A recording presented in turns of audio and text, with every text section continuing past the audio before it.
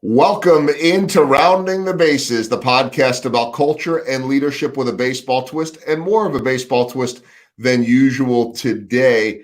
My guest is someone that I first met when I came to Kansas City. As a matter of fact, I believe the first time I met him was before I started working in Kansas City, and I was going on what they used to call the Royals Caravan, hopping on a bus and visiting these small towns. And on there was a catcher by the name of John Buck, who would be the catcher here in my early years of Kansas City in 2008 and 2009. Spent a lot of time in the big leagues from 2004 to 2014 playing for the Kansas City Royals, Toronto Blue Jays, Florida/Miami Marlins, the New York Mets, Pittsburgh Pirates, Seattle Mariners, and the Los Angeles Angels. 1,090. That's over 1,000 big league games. He was the Rookie of the Year, 8th in Rookie of the Year voting, all-star, also a great guy, and someone that I recently had a chance to reconnect with as he was back in town for some events. And I always love to find out what these guys are doing after baseball. And in the case of John Buck, he is doing a lot in and out of the sport of baseball and softball, a lot of business.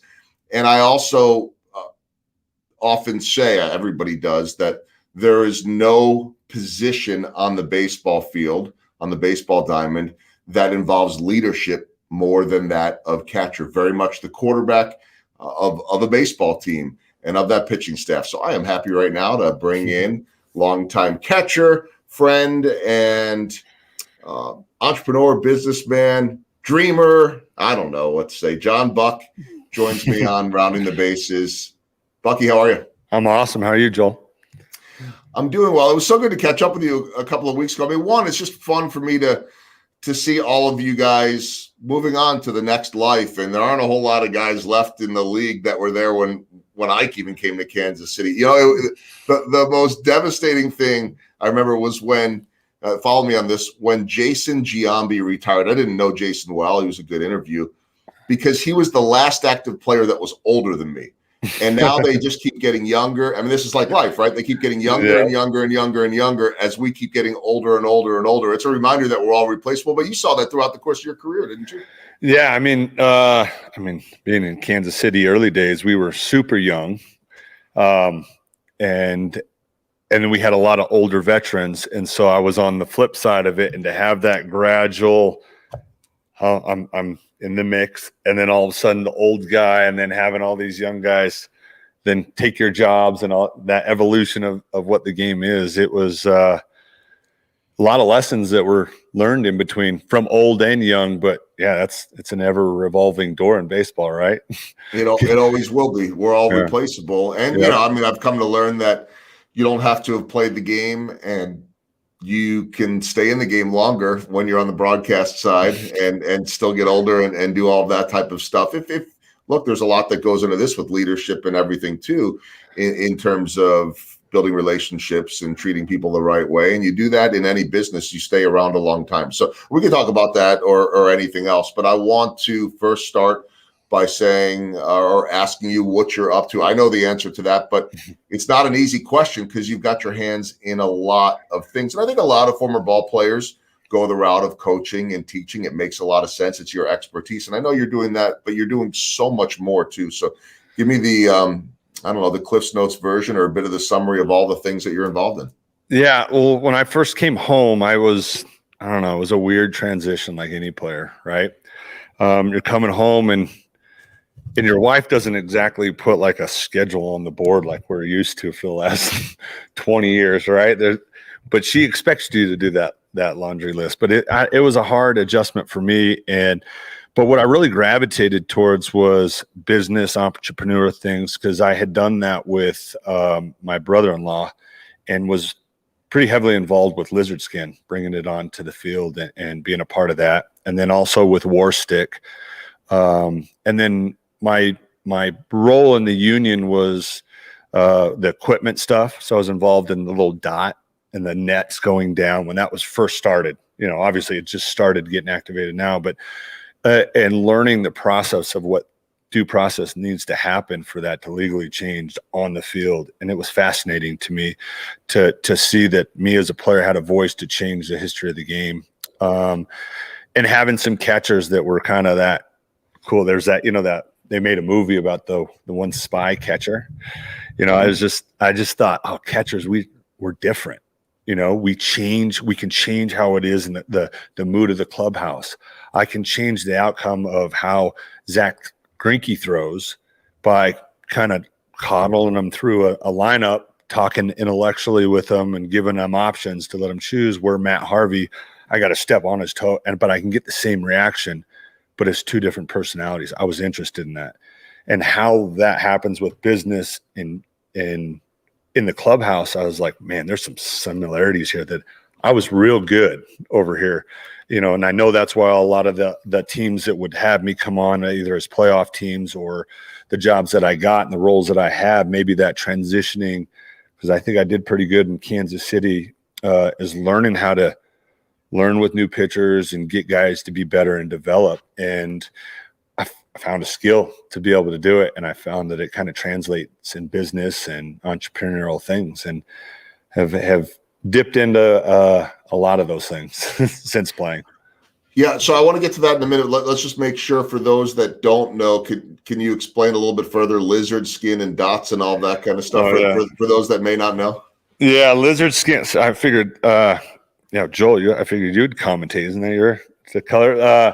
So lizard. I'm just going to put it on a tee for you. Okay, I'll see how it started. So lizard skin was a wrap that went around bicycles, and it's a Utah company.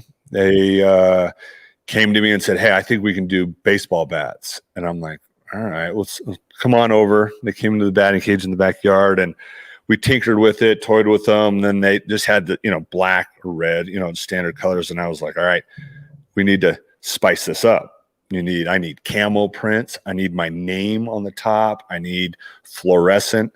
And where it really kicked off, I was using it in spring this particular year. And do you remember the at bat that it really clicked was Big Papi came up to plate. He was getting ready to go to the playoffs, and he wore those fluorescent gloves. And when he came up to the bat, he had the pre-wrap on the bottom of them. And I said, Papi, this is the middle of the game in Fenway. I was like, dude, you're Big Papi. What are you using pre-wrap for your thing? He's like, what are you talking about? And I said, I'll send you over some stuff. I'll bring it out for BP. So I got Brian Fruit, who's the owner, and Brad Barker, who's kind of the head rep for Lizard Skin at the time, who's my good close friend. And with all the things I did Buck Athletic, they were kind of my mentor in the business thing as I transitioned. So that's kind of the relationship. And I said, you need to get that fluorescent next day, like now. Big Papi's going to use it tomorrow. And trust me, I'm trying to figure out how to get him out right now. He's locked and going into the playoffs, getting him out now. So Brad got him out there the next day. I took him out to BP, kind of gave it to him, and from there, and then he was on ESPN, and then ESPN the magazine and all this stuff. He blew up Sports Center, and you can see all the lizard skins, and he's the one that blew it up. I was the first one to use him in the big leagues, but he was the first one to probably put it on the map. But I think it was, and what I could understand because of the stuff that I was doing with the union, the players union, the name, likeness, and image of the players, I knew the power that I had just by the access to the players of the name, likeness, and image of my friends. So I said, hey, I just kind of made those connections, and I don't know, it fascinated me, how equipment gets from, China and how that all happens to inside my locker. I thought it was cool and kind of got into it with them. That's kind of how Lizard Skin and I got connected, because I got into make it a little thinner, a little bigger, a little thicker for colder days and things like that. And then now my brother-in-law worked for him. Now we're doing, MLB The Show. I think it's even in there. They got little grips for your controllers. So, well, this was the first foray into sort of the that was the start of it. Business, right? Yeah, that was the start of it, because I saw how easy of the platform we're given as ball player, how we can influence, and then this thing being the influence tool and what it means for players. I saw a weird thing happening, and metadata and the data that we create, and I saw a currency there that it wasn't really defined yet. I think Kardashians defined it pretty well and executed it. But I knew as players, we had a currency there that was valuable to companies. And I just kind of experimentally executed it with lizard skin. Thought I kind of did it for myself with Buck Athletics, bag and a wrap type thing that I got into. It got into utility patents and all those type of things, because I was always fascinated with the first catcher's glove, the first, like when I went to the Hall of Fame, played a Hall of Fame game, I wanted to see the patent for the first mask. They have the first one, the actual factual one. So I was able to go see that. And that kind of fascinated me. So I developed a business, Buck Athletics, kind of around the utility patent of EVA shield that protects the equipment inside of your glove. So I started that, and it really started as my brother-in-law's school project. He had to start a business at Dixie College, and next thing you know, we're traveling to China and we're competing against Wilson and Rawlings and Mizuno a year later with these college students. And because of baseball and that, like I said, that currency, that value, we kind of got noticed real quick and was able to, Lizard Skid ultimately ended up taking over, because my brother-in-law had a set of skills that I think I felt like I was holding him back, that he needed to go. I wasn't going to be able to do it as quick. I knew with the relationship with Lizard Skin, I was able to kind of pass my bag and the technology, and Justin, who was the designer, who, like I said, I was wallpaper and a lot of connections. Truth be told, Buck Athletics, he did a lot of it. And so that's kind of where the marriage of Lizard Skin and like you said, the entrepreneurial really kicked off, is that kind of that whole soul set of stuff from the union all the way down. Well, this thing is so layered, because something as simple as a bat wrap, right? I mean, you're talking about, for lack of a better term, like not tape, but something that you put to grip your bat. Mm-hmm. And for those that don't know, baseball players, all athletes at that level, are extremely particular about every little detail, right? Some of it might just be superstition. Some of it is just, hey, this doesn't feel quite right, and the slightest little adjustment could change things. It's such a sport of finite adjustments. Now you add in, when I talk layers, the player's likeness. For a Big Papi to suddenly use that, Big Papi was universally known. And you start talking about powerful entities in union and the league and, big time manufacturers and companies. I mean, this had to have been a dive into the deep end. Yeah, it was, because I was already in the deep end. I found in a weird, unique lens that less than 1% of the world gets to view them. And then once you're not really thinking about this type of stuff, right? And this was kind of around my Angels and my Seattle Mariners. You see how my brain thinks. When I wasn't the guy to take over a lineup, I had to have another arena of my life to help catch my brain. So some of this entrepreneurial stuff started when I played, and I knew I could start this because I had some of these roles in the union with equipment, and I could see how these things would work, and my brain had just attached to it, because I found myself in this unique scenario where I had access every single day to what every single sales rep wanted to have. And not only that, I'm asking this guy, hey, use this, buddy. Hey, pal, I don't have to pay him. I don't have to send him product. I saw value to it. So I saw myself as a value, not only to Lizard Skin, but also if I wanted to make my own product, which then also I said, what if we do this for all of baseball, and because I dream big, like you said, dreamer. And I think I know I got to where I was, one, baseball, and then all the other things, just because I listened to one rule that a mentor gave me, and he says, there's only one rule. And I'm like, all right, what's that? He's like, there are no rules. There's no rules to, goal setting or where you want to go in your life. The only one that puts those rules on that is usually yourself. And whether it's entrepreneurial or baseball or fitness or whatever it is, that rule applies. Wherever I can dream and go and push myself to do it, I see that it's the ceiling I put on myself, whether it's business, entrepreneurial, and they seem to kind of to go. So I think that for me, at least in my brain, as fast as it moves, it was able to feed that niche of it. I'll go back to where you're going with all this in a bit. I do want to let everybody know that John does have a podcast called Behind the Dish, and you could find out more information about it by going to behindthedish.us. And we'll ask you more about that too. But I just want to make sure that as people are tuning in, or hopefully not tuning out, that they're aware of that. But I truly believe that catcher is not only the most important position in all of baseball, it's the most fascinating. And I'll let people in on this that don't know that catchers have their hands in almost everything that goes on in the preparation of a baseball game. Because one, you still have to be prepared as a hitter, which means that every bit of information of reading the opposing pitchers needs to be consumed, like it is for every player or every position player. But also you're in the meetings for figuring out how to get those other hitters out, how to get your pitcher, not just your starting pitcher, but everybody in the bullpen. You need to know your whole pitching staff, which could be 11, 12, 13 so pitchers. What you just added off of, just to add on to it, another layer. Well, you just said not only know your starting pitchers, your closing pitchers. I'm studying. Okay, I got my 3 lefties that I'm having trouble because I'm about a 15% deficit on down and in pitches. So I need to work on my setup on working the ball back into zone.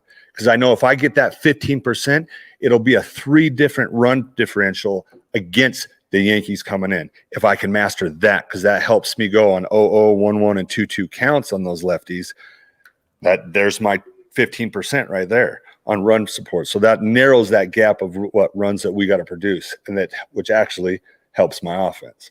That's how we think.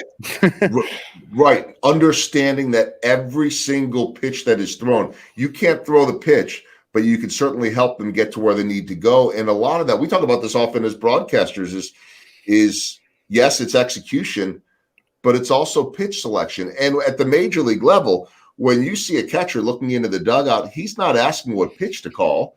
He's maybe being told to throw down or to, pick off type of stuff or whatever. But you're not looking over and saying, oh, okay, curveball. You've got to figure this out based on every scouting report, which, as you just said, isn't just this guy can hit high fastballs or this guy's susceptible to a low curveball. It's this is what he does in this count. So you need to know 1, 2, 1, on and on and on and on. And oh, by the way, you just mentioned this before too, that you have to be able to, as a leader, to get these pitchers through what I think can be very traumatic. Maybe isn't the right word. Well, I think it is. I think it is. I think it is too, because and this will tell you how in depth that we go as catchers. Is I understand, like you said, and behind the dish, which you started, and what I'm into now and what I'm doing, which I'm sure we'll get into, is we just kind of went through my transition out of baseball with some of the stuff I was doing. But what I'm doing now is I'm really applying what I used, and what you kind of just touched on is it is a traumatic. I mean, if you think brain chemicals that go up in stress level, it's a post-traumatic stress scenario that's going on. And then you add on a dad screaming, what the hell are you doing? And then you get grandma doing it. That's stress, bro. Feel that. You break down to tears. Physically, it makes you change things. How do I help that guy and understand that dopamine thing that's going on in that player's brain to bring them back to be in the zone and operate ultimately? Because I need this fastball down and away, and I need you to know that I believe in you, and I know that you're going to execute this pitch. We just went from post-traumatic down to I believe in you. Let's get it done. And with a matter of a mound visit. How do you do that? And that's understanding the zone and how it works and how to control that dopamine drip in the brain and get that elevated insulin into your brain so your shutter speed quickens. Your breath gets to 6 to 8 breaths a second. So you become in the zone. So, I mean, let's think about this, because you mentioned Zach Greinke, who certainly is one of the most unique athletes that I ever covered. And I'm guessing he's one of the most unique teammates that you ever had. Brilliant guy, but certainly someone that dealt with or maybe still deals with some anxiety and, all of all of that, so much of what we're talking about with mental health now, a guy that maybe wasn't always comfortable being around people, but when he was comfortable, just brilliant, interesting guy to talk to. One of the best talents that I've covered. And now you get a Matt Harvey, who we actually had here a little bit last year too, who's intense and fiery. Mhm. And oh, by the way, you're in New York, where it's not just the grandmas, it's the great grandmas and everybody that's yelling and screaming too. How important was it? And this is a great leadership discussion, to be able to connect, build trust, and understand the differences of each of those guys that you're leading. Where do you think that starts? When do you think I start that? Well, it's spring training. Okay. When? Well, before. Yeah. I'm calling. I'm getting their big goals. I'm getting a feel for them. Even if it's just to get the excitement to see me. And then when I'm there, I have in my mind, I have them on my war board. I got Zach, I got Harvey, whoever my starters are. I got my middle relievers. And I've done my homework beforehand, because I said, all right, Dayton, Trey, Tony, who's making this team? Like, who do I need to make this team? Who do we need? That's spring training, because I have to visualize and see me executing with that guy beforehand, because intuitively it'll come to me later. I need to go to B to A with all those guys before I go ask them what I want them to execute. I have to have already lived that with them, those players. That's when that starts. So that when they derail off of I'm well aware intuitively, I pick up, whoa, Harv's not all right. He's being passive. He's not a passive person. What's going on? I don't know. Maybe it's go play golf. Because I know there was one time his sister was not feeling well, and it affected him because he loves his family. You know what I mean? There's pitchers that will have stuff going on, and if I can get them back in the zone before we start to like be in that moment, I get them locked and we can avoid that scenario. And your intuitiveness picks up on that if you're prepared and you've lived B to A. Does that make sense? It does, because here's the thing, like, and obviously I'm not and don't need to be on that level, but it's my goal every chance I get to build rapport with those players. Correct. And so the best comment you can get, and I'll share this. I mean, there are things you can share, there are things that you can't. But I was interviewing Whit Merrifield recently after a game, which can happen a lot because he's certainly one of the Royal superstars, but he's been struggling a little bit for him. Mm-hmm. And I made the comment out. He was talking about a couple other guys that were struggling and what they're doing and how important they are, and he was kind of pumping them up. And then I said, "Well, what about you?" I said, we're so accustomed to seeing you get 2 or 3 hits in a game. And so suddenly when that doesn't happen, it's alarming. But how are you grinding through this? And he gave this quick, short, it's baseball, I'm fine. Mm-hmm. And now, thankfully, I had another question loaded and ready to go. But it was said in a very confident way. And I think 10, 15 minutes later, I'm in the middle of a show, post-game show, and I get a text from him, unsolicited, saying, "Hey, just so you know, that didn't come out the way I wanted to, so I'm sorry if I." And I'm like, "Dude, I might have just asked a bad question. I don't know." And he goes, "You didn't ask a bad question. You're the man." And I didn't take that as like, wow, he likes me. I took it as he respects me, that he respects what I do. So that involves that trust that you're talking about. I don't need to be the one to get these pitchers or these players hitting right. But if I'm doing my job right, I've built enough trust and rapport for them to go beyond just the cliche and to respect me and to say yes, provided that there's a good back and forth with it and that I'm not taking advantage of it. One day, I'll throw this one at you too. It's great. I actually wrote about this briefly in my book, but Eric Hosmer blew me off once. And Eric Hosmer is not the kind of guy that blows anybody off. You can tell me if you have an idea of what happened here, because you'll get this. He hits a walk-off home run. Place is going crazy against Colorado. And, they rip his jersey off and at the plate in the celebration. And then Mike Swanson, the Royals media relations vice president, comes over and says, Hosmer said he can't do it because his jersey got ripped off. which makes no sense because I've never seen Hosmer shy away from being in front of the camera, like, without all. So he had hit the home run against former closer Greg Holland, Royals closer Greg Holland. Okay. And he walked off Holland. You know what happened there. He didn't want to show him up in the interview. He didn't want to be gloating, so to speak. It was enough of a celebration at the plate to embarrass, a former teammate and friend. Yeah, I buy that. But it stunned me at the moment because Haas was always, in the worst of times, best of times. Yeah. He was always the guy, and he wouldn't do it. And I think it was 15 minutes later, I'm up on the set in left field, and I get a text message from Hosmer. Hey, dude, I didn't mean anything by that. I just couldn't do it. My jersey got ripped off. Don't take it personally. I love you. Now, I also said, BS. I know exactly why he did that. He didn't want to show up as guy, and he's not going to say that. And years later, he admitted to that's what it was. But that's that respect and that trust. Like, that doesn't happen. He doesn't give a crap to text me, or Whit doesn't do that after the fact. They don't have to. Nobody owes me anything unless you've built that rapport. And I think that you build that rapport in whatever your role is every day, every moment that you're on. Yeah. I think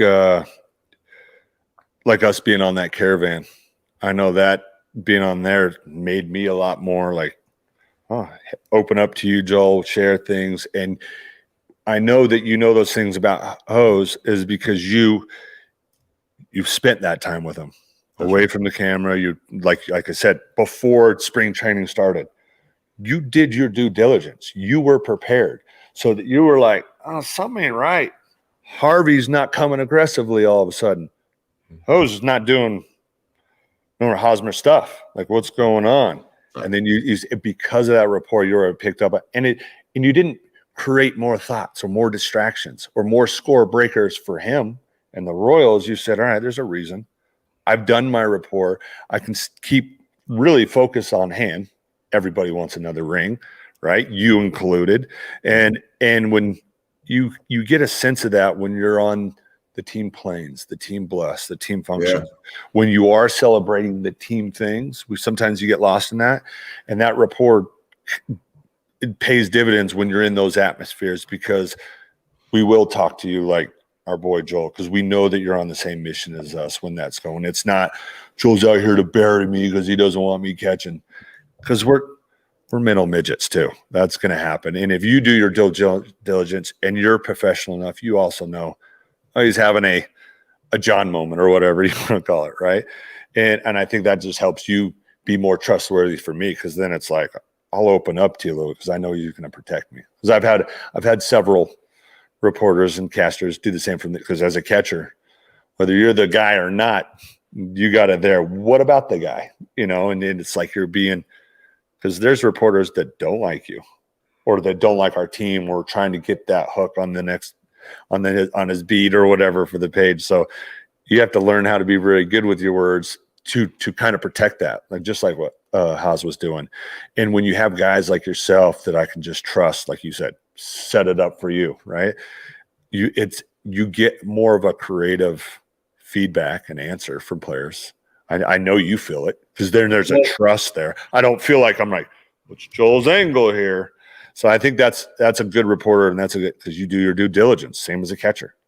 That's right. And I'm not saying that like, hey, like those guys text me and all that kind of stuff. I mean, we all want to be respected, but everybody knows we got to have it. Like we're with you 24/7. Right. A lot of times more than our wives during the course of the season. Some months, you know what I mean? That's right. And I've always told players that, and my role's different. I'm not there to break news, but I've always told players that, look, I'm never going to bury you unless there's a reason to bury you. Because most people are buried out of misconception, or somebody's trying to sell a headline or whatever it is. That's not my job. It's also not who I am. So I've always told players, look, if you're in an 0 for 21 slump, you're in an 0 for 21 slump. I mean, Hunter Dozier for the Royals recently broke a 1 for 32 stretch or something like that. Those sound cute. Those sound cute. But I'm not going to sit there and talk about how great he is.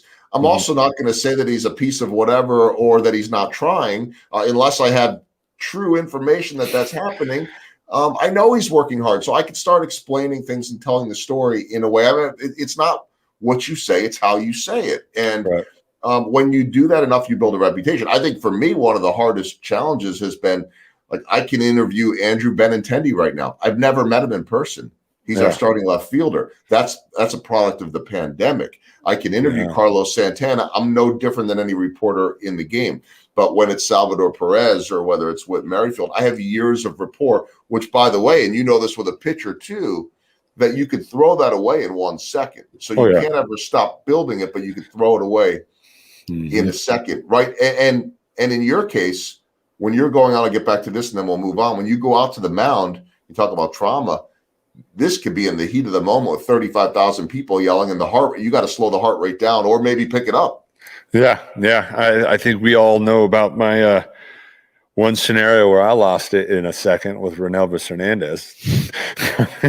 It was that very moment. But What it happened? was, Give us the inside.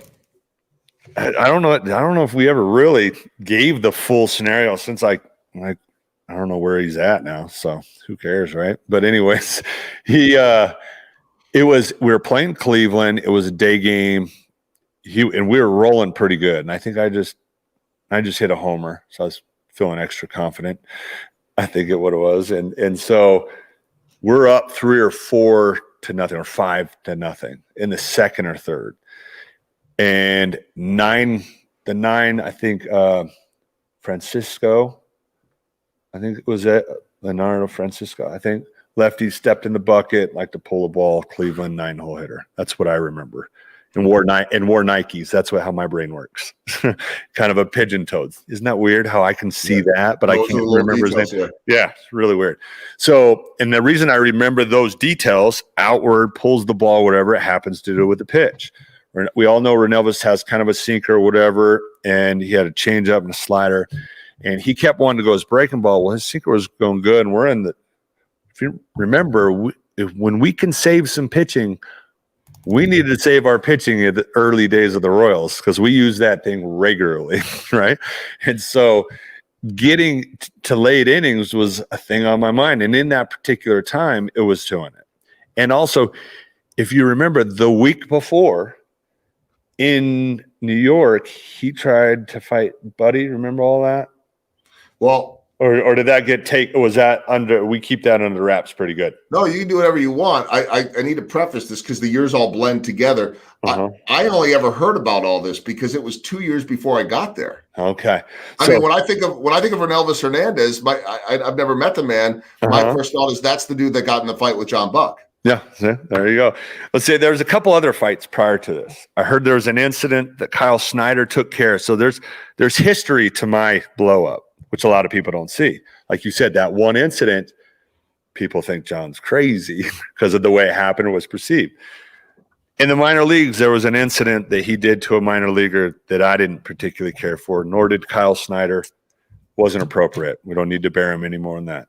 There was another scenario with Buddy Bell in Yankee Stadium that he went towards Buddy Bell. Then my scenario, I wanted him to get longer. He called me out there, proceeded to tell me he have 5-year, 10-year, or I'm a rookie, so listen to him. I said, your stuff sucks. You throw whatever. Because he was going to say, he said that to me. I said, really? Well, Mr. Veteran, you're not doing real well on pitches. We need to go late in the count. Let's get away. It's not, let's get out of here. So we got 2 outs. You're the rookie. I'm the veteran. You do what I tell you. I said, your stuff sucks. Throw whatever you want. So that's what I said to him. I went back behind the plate. He caught the rest of the inning, he called his own pitch, but mind you, threw his off speed and it went off the wall for a double. That happened. Then we got the next out. I'm taking my gear off because I just caught the rest of the game. I caught just catching him. I didn't call a pitch. I was just like, I'm over him because he came down. I'm taking my gear and I hear, la, and I looked up and zoom, like he would. And then I went to hit him. I think I had Angel Baroa and everybody on me as I went. And then I went down in the tunnel and Buddy was like, go ahead. I was down there going crazy down the tunnel, like, come on down here. We're going to settle this now. And he, I think you saw the camera. He was just kind of pacing over by the thing. But it was I probably didn't handle it the right way because I was young, ego got involved. I could have handled that down there. Nobody would have understood it. I would have done the same thing. But that split second, now John's, I'm having to apologize to Dayton. And even though what I was right, I remember talking to Dayton, what you did was right and good leadership, time and place, John. It was a lesson learned and a constant reminder as we talk about it on another podcast, because it is interesting and there's always more behind it. And long story short, Elvis and I end up kind of making amends and actually fixing some of the things that we had communication wise. And I feel like it made him a better teammate, standing up for him and saying, dude, us as Royals don't want to take that. Us as an organization, you're awesome. Let's stick to being awesome. You don't need to do that. And I feel like he definitely made an effort after that. So that was something it gets labeled as that. And we grew from it. You just don't get to hear about the growing of relationships and stuff. You get to hear sometimes the nasty buildup and the big thing. But as you said, with one instance, all that goes to hell in a handbasket because what it's perceived. Well, and hopefully there aren't, physical fights going on in a normal office place. This stuff does happen in baseball. That's why they call it the dog days of summer, and you're around each other, like you said, more than your wives in tight quarters, especially if you're at a Wrigley Field or a Fenway Park, and over and over again every single day. So maybe the fight is hard to imagine, but there are going to be blowups in any profession too. You were a young guy then, though, right? Mm-hmm. I mean, and so. Let's say this was the veteran John Buck towards the end of the career. How would that have gone down? I'll tell you what, that still sticks to me so much to this. I'll show you. This happened a couple of weeks ago, maybe a month ago. Little League game. We have a coach who is going bananas. When it was out of hand, this guy came and got in my face. And I felt it. I was ready to go. But I was able to I've had these experiences. I've felt what it feels like to have that adrenaline, and you get to where because I could have folded this guy up. That's not the thing. No, you're a big dude. Yeah. What else? What is this going to do? And then I'm able to rationally think and slow things down because of experience and having that. And that's still that moment with Elvis. That moment, it played a slide in my head. And this guy is a good friend of mine. No reason I probably didn't break his neck because I grew up with the kid. Had sleepovers when I was 7, 8 years old, but he's over a Little League game, and it was a misconception and all this. And I was able to stay calm, bring him down, make him realize his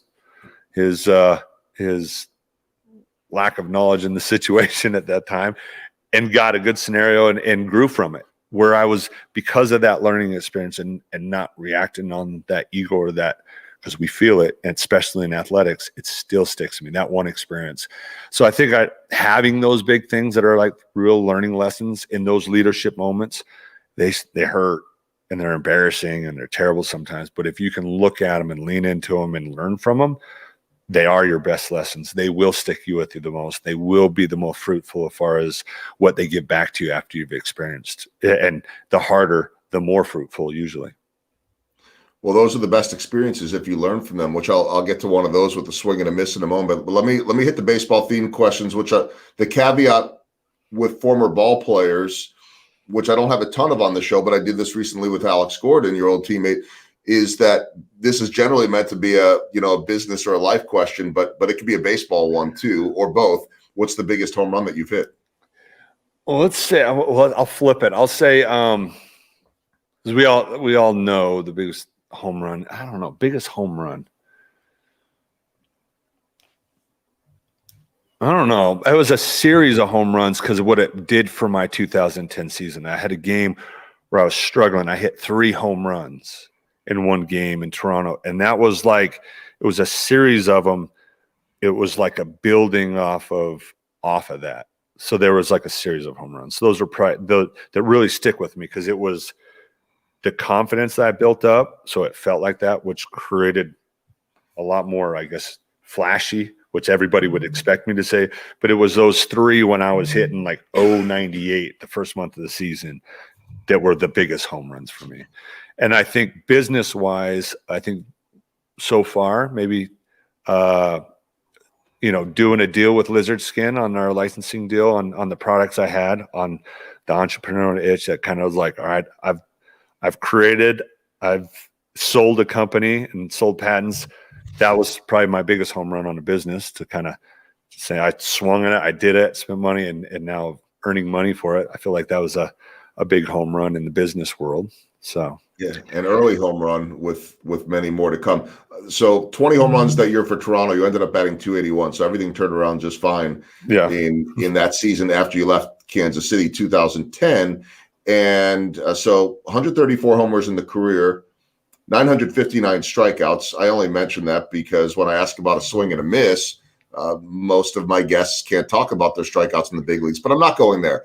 It could be, again, I got 900 of them we can talk about. We got 900. You're not supposed to remember those. Oh, okay. You're supposed to forget about all those. Although it's funny, my broadcast partner, Jeff Montgomery, seems to remember more of the blown saves than the actual saves. He remembers the home runs over the strikeouts. Well, I told you those are what you learn about. Our brains are like, we're problem solvers. We want to fix things. Our brain gravitates those. And I think if you lean into him to learn and not criticize yourself, that's why he does that. That's probably why he's so good. It's like when you hear George talk about when he swings and miss or he goes for a slump, and the thing that I got from George, he told me he would obsessively think about his last 4 for 4 when he didn't feel right, or when he was failing, right? When he was swinging and missing a lot. So I was like, the best guy to ever swing a bat. I'll go ahead and try to copy that. That sounds good, because the way my brain was, it was. Do you know Greg Dobbs? Greg Dobbs, Phillies. He's calling me right now. Baseball podcast, pitch hitter. Left him out. Yeah, But I think having a routine that when you swing and miss, and how you use those when you fail, when you swing and miss, and what you make of it creates the best swing and miss. I'd say my best swing and miss now, since that's the next question, right, is after I got done playing, I set out to do a sports complex here in Salt Lake City. And this is kind of what I'm doing now. And getting into the youth sports era, I decided to do some start coaching my little league team. And then, of course, I can't do anything halfway. So I looked into we're lacking of fields in the complex out here. Started down the road of doing that, and got to the point where I had paid some money, got to where the city was going. We had a lot of things going. And then one thing, it didn't happen, and it kind of fell apart. But I would say that's a big swing and miss, because that's my first business thing that didn't work. I spent money. I spent time and energy away from my family. And then it was like, how did this not? I failed. I didn't get it done. And it was like, I made the big leagues. That was a big thing. It's a big A. It's a big goal. I made it.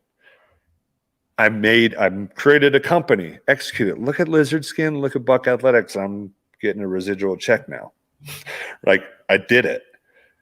I'm going to make a complex, and it's going to be like no other. I'm doing it. Boom. Fell flat. Not flat on my face, but the things I learned, it was my best swing and miss so far from a business off the field standpoint. In the process, I've learned how to be a better father, at home father, because of that transition thing. Dealt with stress being at home, right? Not going on another 6 road trip, make it all fine, and then go be grumpy in my own hotel room. That was a tool I used. Everything was, now I'm here constantly. I had to learn how to do that. And still be present with my family, which I'm more than a baseball player, which I grew to be able to do with this failure. And then also business sense made me realize the areas that I wasn't educated enough to be able to push something like this forward, that I need to go and educate myself with real estate school, some other things to be able to do business-wise school. And then also to maybe, narrow my focus a little more on why do I want to do this, and narrow my focus on a purpose of why to do this a little bit more. I think I was too broad at baseball. I want to create a complex for the state of Utah that at its soul starts with mental health and then goes from there, because our area in Utah, we're in dire need, and not just our country, but Utah itself. I think we're 6th or 7th in the world in suicide.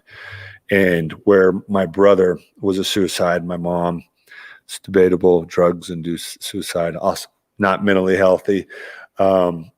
I just, that passion's there. And I think at the root of that, it could be better. And the connections between sports, school, and mental health, you're doing so much similar stuff with, like I said, it's that dopamine trip. It's that brainwave. You do so much stuff. Those three things in Alpha State that it's too much. How do we not connect to them? And if I can create a complex at its core, where it starts with that, and then does all the cool fields and all the other perfect game stuff and all that cool stuff as a cool cherry on top, I think that's the way I want to go about it, doing it. And it seems to be the recipe that's I think touching everybody's hearts, especially. I mean, I started the Behind the Dish kind of during COVID and started out this mission kind of, I'm just going to start talking about this about my brother. I'd like therapeutically, like, let me share some of these experiences that are going on.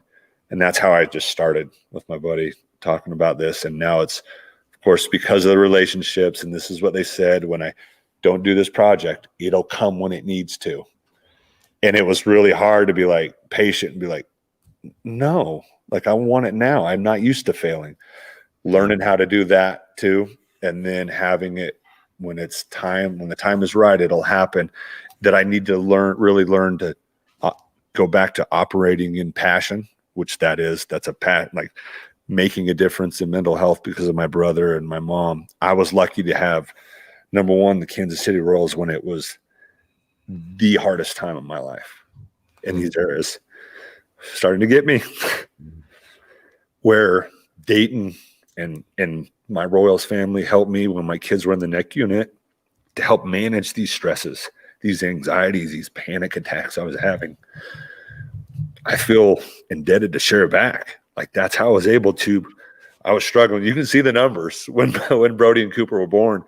And then the Royals helped me gain back and give those tools. And now those tools are helping me be a better dad. Like I said, deal with failure in business, deal with being a better present father, in the zone father, the same way I did with catching, being able to, and it was the help and stuff that I got through those leadership with Dayton and the Royals training staff and those things. But to share I know the value of that, because as us athletes, is my own egos going on and my own, I don't want the world to know that this is going on, because I may try to get a deal. There's all those things with that, all that stigma that comes if you share. So you're holding it all in. Yeah. And to be able to come out on the other side of that and say like, hey, I'm such a better person because I did this. And I leaned into the Royals when they needed me to help. I was less afraid to do it. I know I'm in a better spot and was able to play as many years and become an all-star after having these feelings. Like I was having panic attacks, not like kids were dying, couldn't hit a baseball. And then all of a sudden get to the point where I was an all-star. Like it's mental health exercises, having attention to it. You are your thoughts. It's a thought game. And if you can strengthen that as much as you can physically, man, there's some awesome, well-defined humans out there that I know that are amazing now. And if they sharpen that, will even be better or be more than a baseball player. You'll be the best father, best businessman, best coworker, best spouse. If you can exercise and put attention to that part of who you are. One follow-up, and I don't want to send the emotions all over the place. Not that there's anything wrong with that either. I'd suddenly turn into Roy Firestone and make the athletes cry. But it's that personal relationship, Joel. We open up to you, bro. Well, listen though, but the mental health discussion was not a big discussion when you were going through all of this. Yeah. I mean, it's in some ways it's an easier discussion now because the stigma is being removed. And, God forbid in the past that an athlete or someone in the military showed some kind of weakness. You can't do that. Even now we criticize these athletes when they come out of a game. They must not be tough enough, yet they're being told, we want you to be honest with us. We want to take care of you the best way that we can. It's not a sin to admit that you're feeling something, whether that be physically or mentally. And look, there's no prize, obviously, for being sixth in the country in Utah or Salt Lake. But anyone that is listening or watching this knows that mental health before the pandemic, during the pandemic, after the pandemic is an epidemic. And I can't tell you how many kids my oldest, who just graduated from high school, has seen die by suicide. And I've done shows on this. And so it's a problem, and more so than when your brother lost his life, right? Yeah, in fact, I remember when my brother, when it hit through his, was that, John? It was, I block it out so much. I was in Battle Creek, Michigan, whatever that was. I was, yeah, that's how I block out years. It was ball play. Remember? Yep. I do it by what uniform I was on. That was a Battle Creek year. So that was in Battle Creek, and I remember off topic. Where was I going with this? Would you? I was talking about your brother when your brother passed. Yeah, it was in Battle Creek, and I remember, my parents were going through a divorce. Mom was an alcoholic, and so there was times were hard. And I remember him having some head injuries and some conversations that I remember I wanted to talk about to kids, right? Because I thought it was important, and I wanted to share it because I really believe it was because my brother was a football player and he laid some head now. And this was, again, before head injuries, because one, don't talk about mental health, what's going on. Remember that, like that Friday Night Lights, Billy Bob, just shut up, put your helmet on. That wasn't far off of that now, right? So I wanted to talk about those things, and I was told, John, don't say this. We don't want other kids to think this is this is okay to do. And I was like, yeah, no shit. Hopefully, I hope so. Sorry. Yeah, it's okay.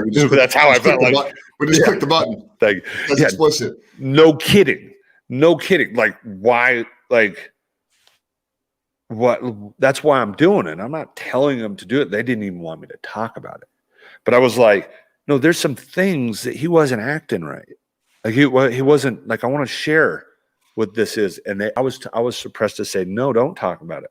So I kind of shelved it for a while to where then I start feeling, because I was like, well, I can talk about me. You can't tell me to not talk about me. And when I first started, I was the weird catcher. When it started rearing its head on a little yips thing, right? Well, and you had concussions. Yeah, and that's where I started, because I was like, well, I got a little thing going on here. And I was like, anybody catching on to this pump fake going back to the pitcher? Anybody see this going on? Where other people would, you've been around it. It's like, oh, let's not talk about it. Let's not look at John with our left eye. I don't want to catch the thing. I was the guy like, hey, I want to talk about it. I feel like I'm going to die when I throw this ball back. And so I had to learn, look it in the face and find out how to do it. It wasn't, if someone stole on me, it was like a relief. Thank you. Now I can throw the ball hard down to second, throw you out, and be deadly accurate. That's how much I feel like it almost gave me more confidence when I threw the ball hard. Right. Wow. So I because of that was my brain thinking, but why did this start happening? And because I leaned into it with the Royals and everything was good, I had this experience that it could have went south real quick. And I know people, and people that wasn't able to recover and end up playing. Would I become an all-star, get another job, get to the playoffs twice as a defensive catcher, right? Who does that with a little bit of anxiety with a yips thing going on? Nobody. And it was because of leaning into that therapy, and because that could have been mentally health the bad way, and it got worse, like AKA Chuck Knobloch. I was able to lean into that mental health and felt comfortable because of my good results with the Royals when I was feeling it. And it made it so that I was like, all right, I got to tell people about this because it's not echoed enough, like the positive things of leaning into therapy or paying attention to your mental health. And it's not like I'm go to the therapist every week, it was like, I'm feeling something. Why? And we were able to find out why. And the second one happened to be a prefrontal cortex injury from the catcher's helmet and sudden blows and temperature to my brain and staying in on, a prefrontal cortex injury, foul balls off the nugget, and thinking, no, I'm fine. I'm just a little dizzy. I'm going to go out here with Billy Bob and keep catching. It drives me freaking nuts when I hear fans just doing the whole tough it up. And look, I get it. Fans should be fans. It's kind of it's our fault as catchers because we make it look so like nonchalant, 100 off the forearm or 99 off the thigh. Like I got a Rolodex of pictures is what I should produce with you, Joel. We'll go over each one. I got these like purple, green, the colors you've never seen before, circles on my leg from bruises. We just wear them, and it's our fault as catchers. We're just tougher than average humans, so we make it look easy. You are. No doubt about it. It was 99 or 2000, looking at Baseball Reference, where you played for the Michigan Battlecats, I think. Yeah, it's where Derek Jeter was born. Just a little fun fact. All right. Battle Creek, Michigan.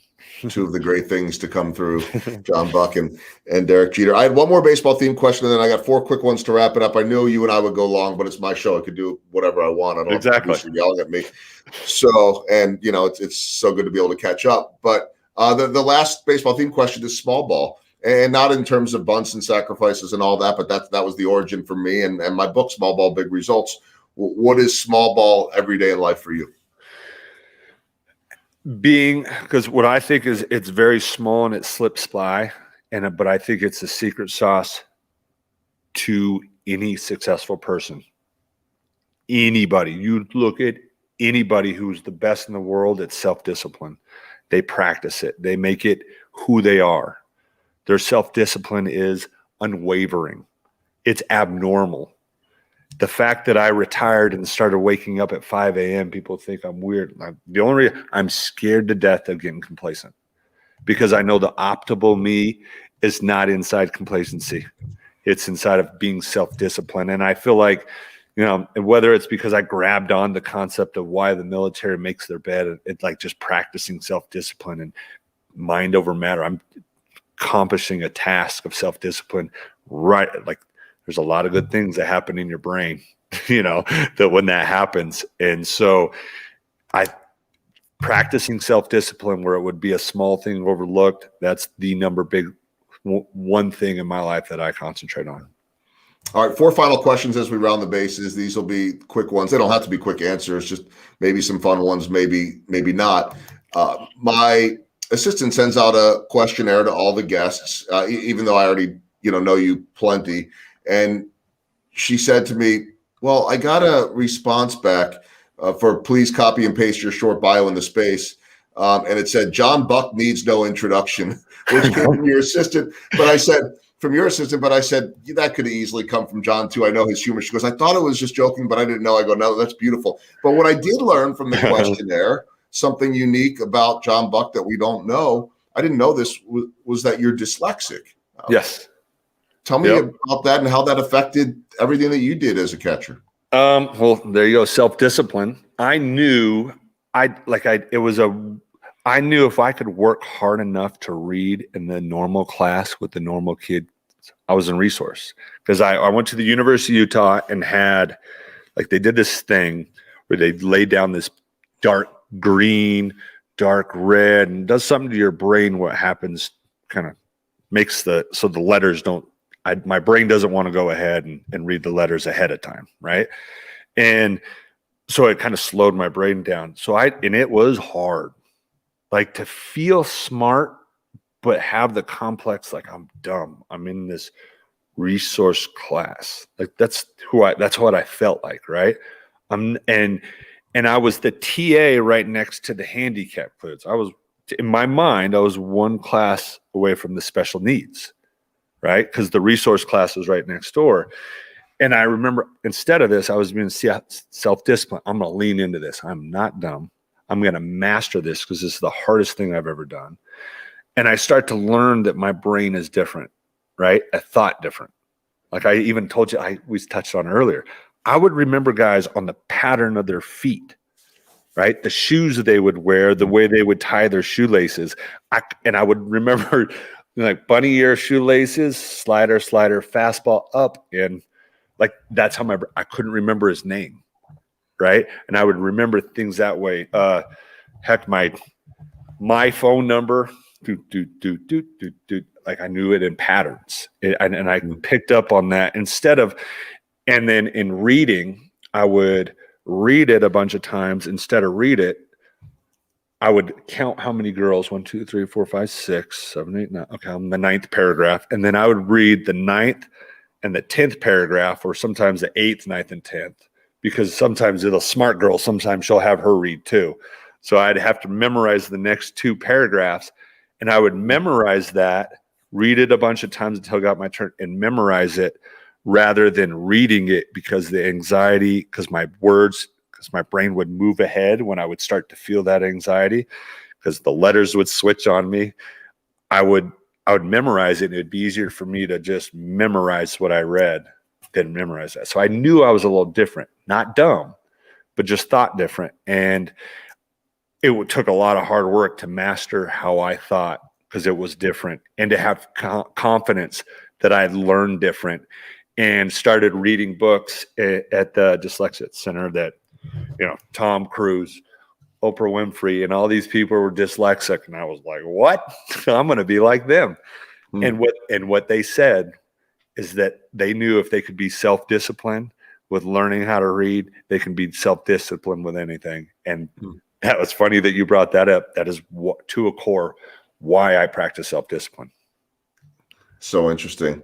All right, second question, and if I fall flat on this one, then I'll come up with a different one. But if I remember correctly, and my mind slips on years and details and all that, I just have little things that pop into my head too. It's funny. I remember baseball moments based on what side of the field the Royals were on. Okay. Was it first base side or third base side? If it was third base side, we weren't at home. Then, is it Cleveland? Is it? You start thinking about where the visiting dugouts are. But anyway, that's unrelated. But weren't you at some point, maybe when you were in Seattle or something? I seem to remember that when we were covering you from the other side, weren't you like living down? It sounds like Chris Farley, like down by the river in a van.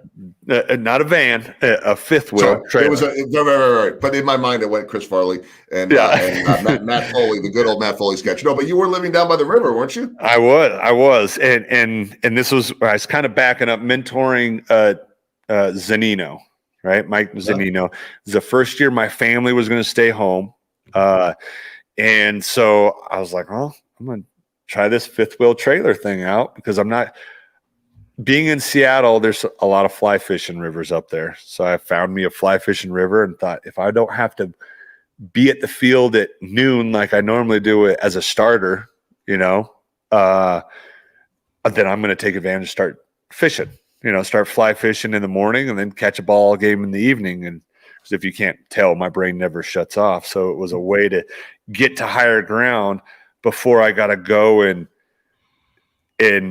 not play. I had to watch and be more intelligent. So I used it as to kind of come peaceful before I go and help Zanino think. And I had to calm myself, because I didn't want to be backing up. I think you all know me. I'm a control freak. I want to have control of that game. You can't control the outcome of the game if I'm not helping call pitches, setting up defenses. I was teaching Zanino how to do it. And so it was hard. Luckily, Mike is the greatest young guy to take over your position to ever happen. I feel like that was like the baseball god's gift to me, is so that I could have him and Travis d'Arnaud be my 2 guys I mentor and take over my job. There's probably not two better humans to do that for me to transition, because they were so hungry for knowledge, and their 2 personalities are so humbling that I felt like they just put me on this pedestal, which it made it really easy for me to want to give them everything that I had in me to make them better. And so having that fly fishing, it had to put me in the mindset to be like, I'm just here having fun, because I was a little wound up. So it helped me decompress. But yeah, I was in a trailer, which I had David DeJesus come out. They did like a little thing. Mhm. and he like rolls up in like this limo, and he's telling me like where he's living, why he was playing. It was not the same as a trailer. Let's say that. No, it was not. He was all moisturized up. Yeah, it was. It wasn't the same. It's all about the looks with the Jesus. And their looks are good too. I don't blame him. That's New Jersey born and bred, just like me. But he got the looks, and I moved to Chicago. Okay, so third question as we round the bases, and this will be a little bit along the lines. I'm thinking about that veteran role, although backup role. And I'm not going to ask you what your favorite baseball movie is, but mine is Bull Durham. And so I'm envisioning you as Crash Davis and Zach Greinke as Nuke LaLoosh or whoever it is on the mound. The question is this, and we could do another hour just on this, but I want you to pick one. Most bizarre, interesting, fun, whatever conversation you ever had on the mound. Ooh, I don't. It wasn't on the mound. How about right before the mound? Okay. This was Zach Greinke's. So when he started on his Cy Young year, right? When he was just 2009. Yep, and he was killing it. At the beginning in spring training and everything, I was Zach's catcher because I was the previous, all the other years since me and him were the youngest. I think we were at one point the youngest battery mates at one point in there. Maybe it was just that year, but I remember very young, and we kind of grew together. And then we got 2009. I felt like we're ready to go. He comes to me before the season, says, "John, I don't want you to catch me." And I'm like, "What? Like, you want Olivo to catch it?" He goes, "Yeah." He goes, "You're just too smart. I want to throw something. You put something down. I don't want to throw it anymore." And I was like, "Okay." And he goes, "But I want you at my pitching meetings. To do like the pregame where you do the meetings." He goes, "I still want you to go as if you're still catching." And I'm like, "Okay." And he's like, "All right, thanks." And then just walks away. Just turns and walks away. And it's like, "Okay, thanks, Zach." like, was that a compliment? Was that a diss? I didn't know where to kind of take that, but that by far had to be the most interesting because I feel like it was weird because our communication opened up even more. Like I became the reference point to talk about in between games.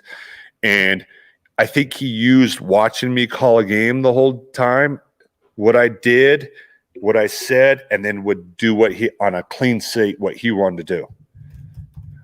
And so I think that was the most interesting because it always puzzled me. Was it my hands not good enough? Was it this? And I think maybe it was just what he said, plain and simple. It didn't need an explanation. He told me exactly John's just too smart. He makes me second guess myself. So I've since then took it as a compliment. All right, I'm smiling at this now because I had to look it up as you were talking. I have a memory of a Zach Greinke one-hitter at Seattle, and I really don't remember shit from a week ago. But the reason why I remember that, and so of course I looked who was catching Zach Greinke that day, Miguel Olivo, and it was a one hitter, and so Zach was my star of the game coming off, which sometimes he would do it, sometimes he wouldn't. He was everybody's favorite interview because he was unfiltered, if he was willing to do it. Yeah. And so I asked him, live on the field about, I'm paraphrasing, I don't remember all of it, but I mean, that day he goes, let's see here. The pitching line for Greinke that day was 9 innings, 1 hit, no runs, 1 walk, 5 strikeouts. I mean, he was just about as close to perfect as you could be. So I asked him about one hitting the Seattle Mariners. He goes, "It's really not that big a deal. They don't have very many good hitters." Done interview. See you later. See you, Joel. Right? I'll see you on the plane. This wasn't like being humble. This was just being very honest. They're not that good. This was easy.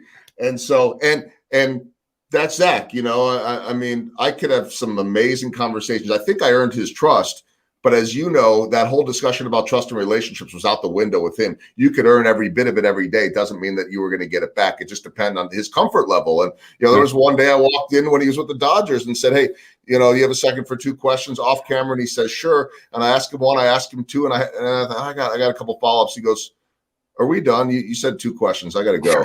I'm like, "Yeah, sure." He's the greatest. He's the greatest. Hall of Famer? Yeah. Come on, dude. Like No, you're right. He's been at it for how long? Here's my take, and this is my input as his catcher. I got to catch him, and I got to catch him during development. And this is why I think he is. Think about the young age that he was and what we were doing as Royals when he did that in 09 and the stuff before that. I remember in spring training, and this kid would have the cojones enough to be like, I'm throwing all change-ups today. I'm moving it in and out, and I'm going to change speeds on my change-up, John. Like, notice that wasn't one of the interesting because that was pretty normal for him. And him to be able to do that, that was unique. He wanted to perfect that in every count. He wanted to see what they would do with it. This is the guy that says, I've tried everything. I'm throwing one down the middle to Vladimir. I don't think he can hit it. And seeing him do it 10 times and Vladdy not know what to do. Like, to go to that space, that's very abnormal. He went to places that were that's Hall of Fame. That's my take, because I've had Harvey, whose kind of dominance was level that wasn't able to sustain it. Zach's not only done because of that work that he's done, his knowledge is sustainable. It's like he's a power pitching Maddox that Maddox kept his hard throwing. If Maddox would have kept throwing hard, it would have been Zach. Like you know what I mean? But Zach stayed power and then decided to pick up the 60 in the minor thumb thing, whatever he's doing.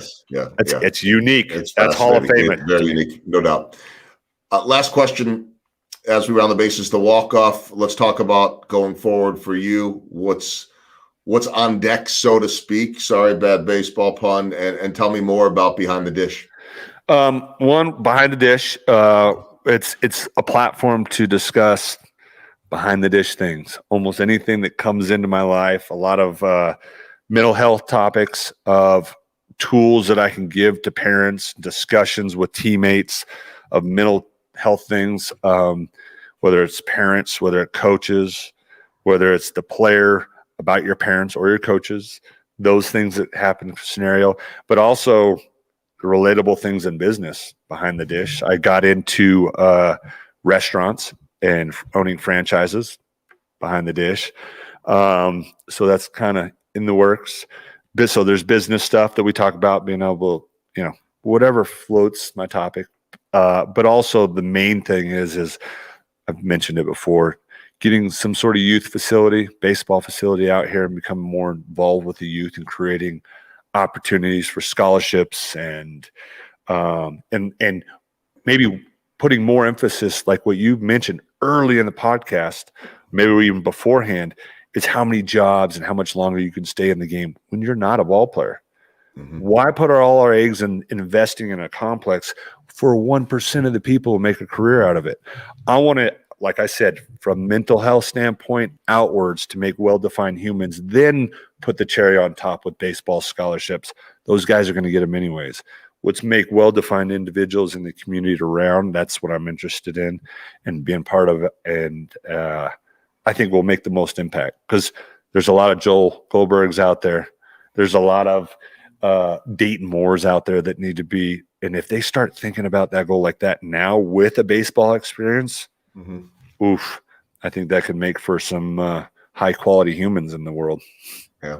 We need many more of those. You can never have enough. Again, for people that want to learn about Behind the Dish, real simple, go to behindthedish.us. I knew this would be a great conversation. I knew it would go long. I know it could go longer. Maybe we'll do more again at some point, 'cause it's always fascinating. It was just so good to see you recently in town with your family and the Royals golf tournament and at the stadium. Awesome. And it's just like old times. Well, that's why I think we love Kansas City. Like I said, we went and visited the hospital, some of our homes, talking to ushers that were there, helping Brooke carry up the twins. Like I said, I was in Kansas City in a weird development phase of life, and the city was so good to me and my family. And it was 13 years to the day for my boys to be born that we were there at that. So it kind of made it. It was kind of a homecoming, and of course the Royals made us feel like $1 million, and showed my family around. And Yelich we were playing the Brewers, right? He happened to be in the hotel, and prior to that, my son was like, Dad, you don't know him. And I was late. I was like, no, we're going to get you guys to bed because we're late. And the bus was coming off. And I was like, oh, there's Yelich. Let's go, Dad, introduce him. I was like, no, let's go to bed. You don't even know him. You're just old. Challenge issue. Yeah, you don't know those guys. You're just old. You wish you did. I'm like, okay. So we go to bed. We're sitting there. Me and Billy are sitting in the lobby, and Yelich goes walking past. Oh, hey, John. Comes back. You remember me? And I was like, oh, thank you. I'm so glad that you just because he was probably 19. He was 19 with the Marlins. And I said, yeah, I remember you. Sorry for making you sing on top of that picnic table, the whole organization. Oh, I'm glad you still remember me. He was like, how do I forget? So he made me feel cool in front of my son for one day. So it was a cool dad moment. So thank you, Yelich, for making me feel like and shoving it in my son's face. I was somebody one day, wasn't I? But Joel, thanks for having me, man. Anytime, man. I love talking to you. Oh, it's great. It was so good to see you, and so good to see you here virtually as well. John Buck, again, behindthedish.us and everything else that he has going on too. John, thanks for doing it. Thanks for having me, man.